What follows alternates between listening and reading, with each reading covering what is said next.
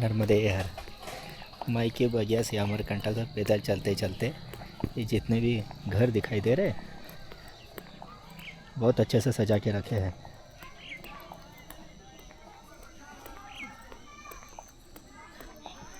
यहाँ के लोग घर गृहस्थी सब देखते देखते ऐसा लगता है कि इन्होंने पीछे जब बहुत पुण्य किए रहेंगे, माई की असीम कृपा, इसलिए इनको यहाँ जन्म मिला है।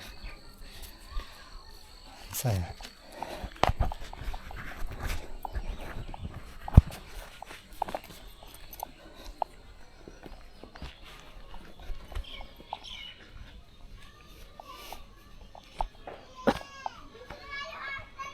इनके ऊपर माई की असीम कृपा है, इसलिए इनको नर्मदा खंड में जन्म मिला है। मैया की बहुत कृपा है इनके ऊपर, और ये परिक्रमावासी की बहुत सेवा करते हैं अच्छे से। जय हो नर्मदा माई, जय हो नर्मदा माई की जय। बहुत भाग्यशाली है ये लोग।